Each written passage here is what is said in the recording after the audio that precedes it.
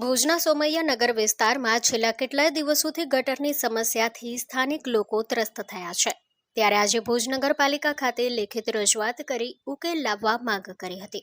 ભુજના સોમૈયા નગરના નગરજનોએ જણાવ્યું હતું કે છેલ્લા ઘણા સમયથી અહીં રસ્તાઓ ખોદી નાખવામાં આવ્યા છે તેમજ ગટરની સમસ્યા વિકરાળ બની છે, તો સાથોસાથ અહીં રહેતા લોકોને અવરજવર કરવામાં ભારે મુશ્કેલીઓનો સામનો કરવો પડી રહ્યો છે।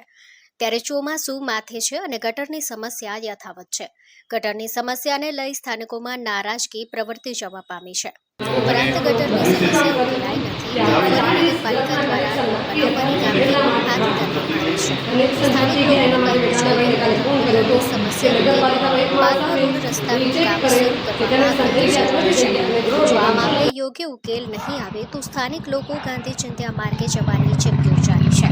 આ મામલે નગરપાલિકા પ્રમુખ શીતલ શાહ સ્થાનિકોને પ્રત્યુત્તર આપતા જણાવ્યું હતું કે આ સમસ્યા વહેલી તકે હાલ કરવામાં આવશે।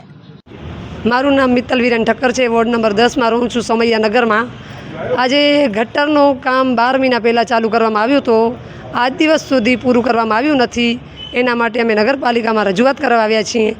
ગટરનો કામ પૂરો નથી થયો તેમાં એ લોકોએ રોડ ખોદીને રાખ્યા છે, એના પર તમને ફોટા અમે શેર કરશું। ગટર પણ તૂટેલી છે। 4 દિવસથી અમે માણસોને કહીએ છીએ કે ગટરનું કામ કરો તો રોડવાળા કહે છે ગટરવાળાએ તોડ્યું છે, ગટરવાળા કહે છે રોડવાળાએ તોડ્યું છે, તો અમને જવું ક્યાં? આમ જનતા કોના સામે આવશે?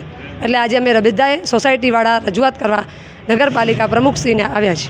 પ્રમુખ દ્વારા શું પ્રતિક્રિયા? એમને એમ કીધું છે આજે સાંજે આવે છે એમની ટીમ ને કાલથી કામ ચાલુ કરાવશે। જો કાલથી કામ ચાલુ નહીં થાય તો અમે સોસાયટીવાળા બધાએ નિર્ણય લીધો છે કે અમે ઉપવાસ ઉપર ઉતરશું।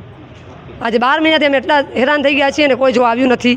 આગળના કાઉન્સિલરો જવાબ દેતા નથી ને અત્યારના કાઉન્સિલરો એમ કહે છે કે આગળમાંથી પાસ થયેલો છે, અમારો પાસ થયેલો નથી એટલે અમે આવશું નહીં।